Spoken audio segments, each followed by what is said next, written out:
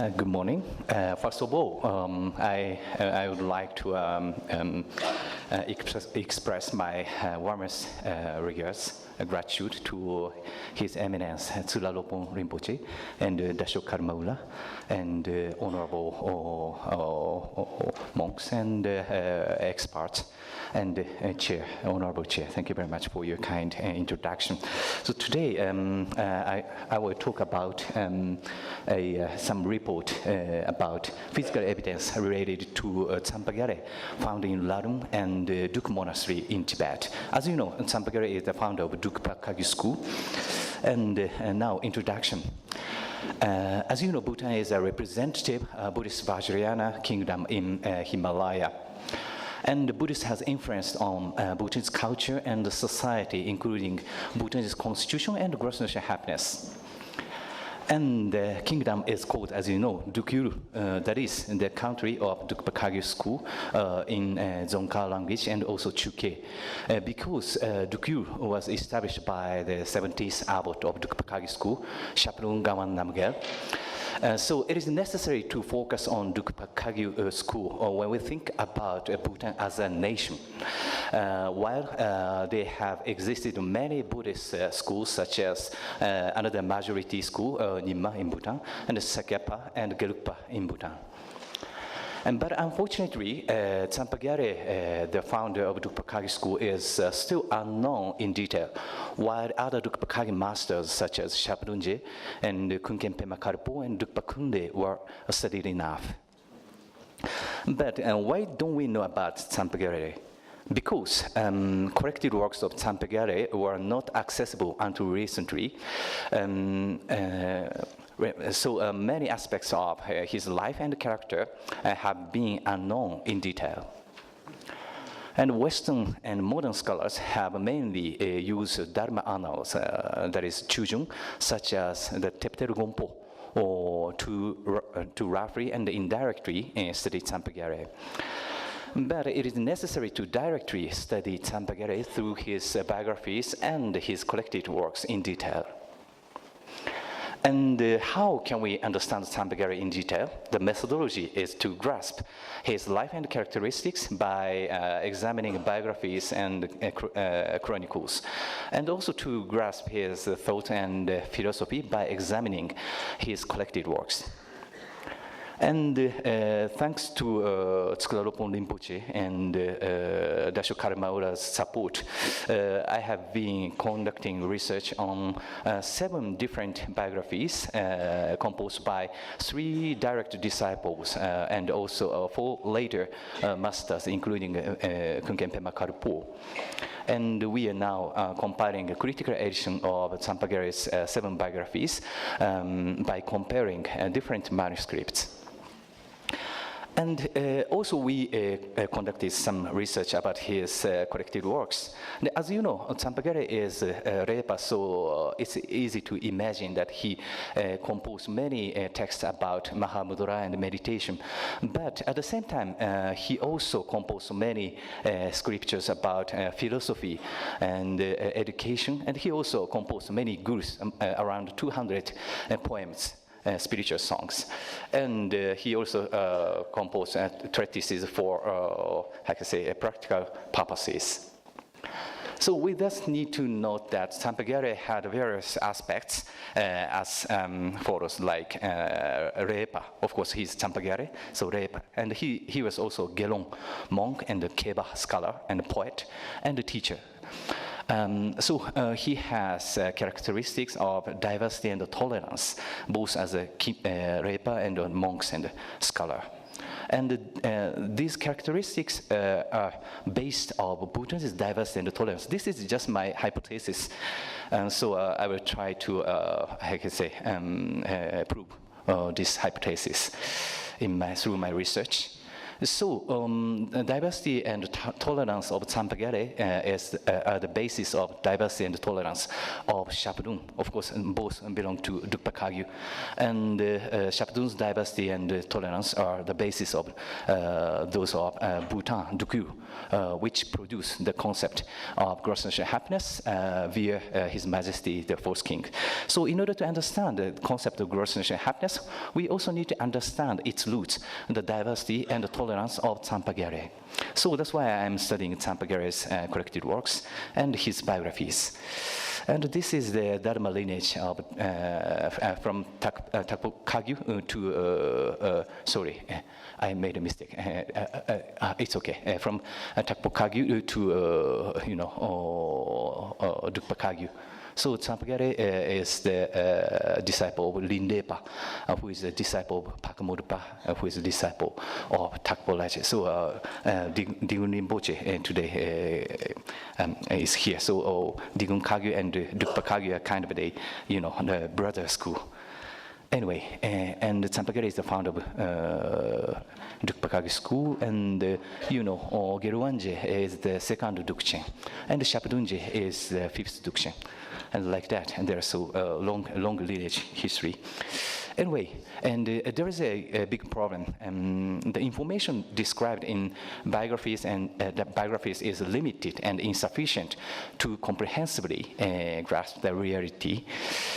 So, solution is to integrate both written information in biographies and the collected works, and unwritten information about oral transmission and physical evidences collected in field work.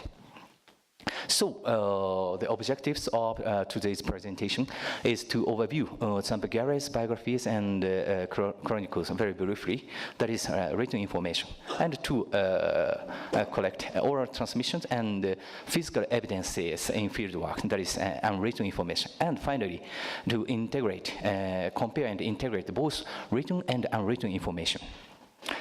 So what I rediscovered in my field work. So first, this is a list of the life of Tsangpa Gyere. So if you are interested in more in details, we just published this book. And so please refer to my chapter. And this is the map of Tsangpa Gyere's movement in Wu and Tsang. And yes, he was born near Ralung, so in Tsang, and he studied around here. And after becoming monk, he taught monks as a teacher near Lhasa. And sometimes he did meditation in retreat places such as Tsari and Rodakauchu. And regarding the birth of Tsangpa Gyere, different biographies say Tsangpa Gyere was born in the village of the Gyakran in Sarar in Kure at the bottom of Hao Kansan Mountain in the upper Nyang region, that is Nyangtu, of the eastern Tsang region in central Tibet. So in that case, Sarar is in Kure. So Sarar in Kure in Bekap, in Kure in Sarar in the Makyap. But according to local tradition, Sarar and Kure are different places. So there are a little bit, they are contradictory. And Sarar is the place of his mother's family, and Kure is the place of current Ralung Monastery near Tsangpa Gyere. So this is Tsangpa Gyere's birthplace. So there is a little bit difference between biography information and local tradition. Anyway, but very similar. And his mother is very important. She was regarded as Dakini. Her name is Marsa Tarki. She was from Salar. According to the local tradition, and while his father, Gyatso Tsape, came from another place, maybe China. And this is the ruin of Marsa Tarki's house. And very interestingly, in front of his mother's house, there is a square rock. And several biographies mention this square rock, Dolep du Shipa, on which Tsangpa Gyere sat down and gave a teaching to neighboring children at the age of 4 or 5. And this is a current Ralung monastery. the main temple. And there were larger monasteries, larger monk dormitories, and bigger stupa before the Cultural Revolution. But they were completely destroyed during the Cultural Revolution. This is a picture of a previous Ralung monastery in the stupa. And now there is only ruin next to the current new building. And they are now trying to build new, main temples. And but unfortunately, there are less than 20 monks, while there were around 5,000 monks a long time ago. And for the moment, there is no Druk in current Ralung monastery, and the 12 Dukchen, Jigme Pea Wanchen, belonging to the lineage of Paksang Wampo, is the current abbot of Ralung while he lives in Ladakh. But very interestingly, they also put the picture of Shapdunje, the competitor against Paksang Wampo, with their strong respect. So even now, Ralung people respect both Paksang Wampo and Shapdunje equally. And excuse me, please do not take these three pictures, because they are inside. But I was allowed to take picture. But anyway, this this is the statue of Tsangpa Gyere, and so you can see in the picture of Shapdunje. So that's very unique. And this is footprint, stone footprint, and this is Dunten of Tsangpa Gyere. And after finishing my research, I will publish everything. And regarding the chronology of Ralung Monastery, unfortunately, modern scholars, such as Snellgrove and Martin, gave the year 1180, that is age of 20, without any bibliographical evidence. But Tsangpa Gyere had not even met Rinpoche in his master Rinpoche in 1180. And 20 years old seems to be a little bit too much early to establish a monastery, because he became a full ordained monk at the age of 33. And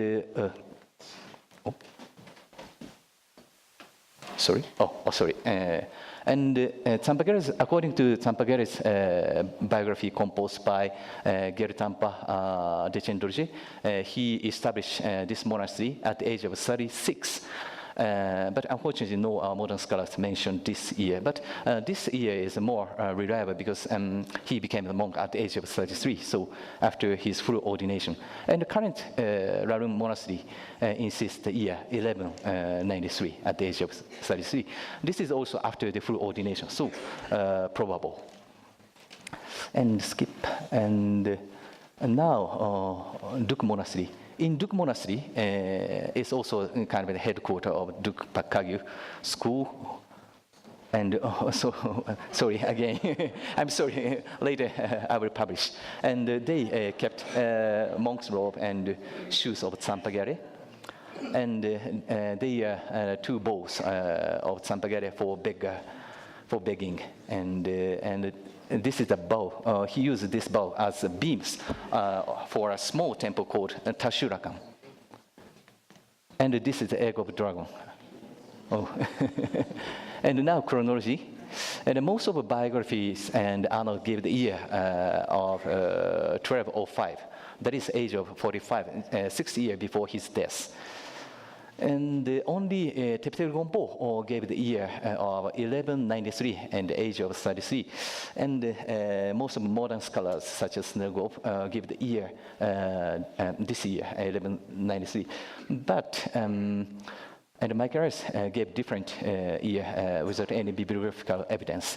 But the year 1205, supported by most biographies and annals, ancient annals, seems more reliable, more reasonable than the year of 1193 given by Teptel Gompo. Teptel Gompo is a little bit newer, and many modern scholars. So we need to modify. And Londro Gompa, maybe we should skip. And chronology. Londro Gompa is also founded by Tsangpa Gyere. And there are three traditions about its establishment year, 89, 93, and 94. And maybe the 93 and 94 might be more probable because they are after his full ordination. Anyway, it was established in his early days. So now conclusions. As I said, Bhutan is Dukul, that means the country of Drukpa Kagyu school, established by Shapdung Gawan Namgyel, the 17th chief abbot of Drukpa Kagyu school. And the founder of Drukpa Kagyu is Tsangpa Gyere. So in order to understand Dukul as a nation, we need to understand Shapdungje. And in order to understand Shapdungje, we need to understand the founder, Tsangpa Gyere. So Tsangpa Gyere is the basis of Dukul about philosophy or like that. And as I said, Tsangpa Gyere had various aspects of character as a Repa. And he was criticized by many Repas when he became a monk at the age of 33. Oh, why you became a monk? Okay, I finished, I wrap up. Yes. And he was also a scholar. So he debated, and he actually won his master Lindepa during the debate. And also he was a poet and teacher. So, as I said, Tsangpa Gyere's characteristics of diversity, the basis of the diversity of Bhutan. And so, as I said, in order to understand the concept of gross national happiness, we also need to understand its roots, the Tsangpa Gyere's philosophy, and especially his diversity and tolerance. And for the sake of a comprehensive understanding of Tsangpa Gyere, it is necessary to do research about philological research about biography and his philosophical texts, collected works. But, however, as I said, written information is not enough to comprehensively understand Tsangpa Gyere. So, very briefly, in this presentation, I gave a report on interim report on unwritten information, that is physical evidences, oral transmission related to Tsangpa Gyere found in Ralung and Druk Monastery in Tibet. And I have much more information, but I could introduce very limited information this time. So thank you very much for your kind attention.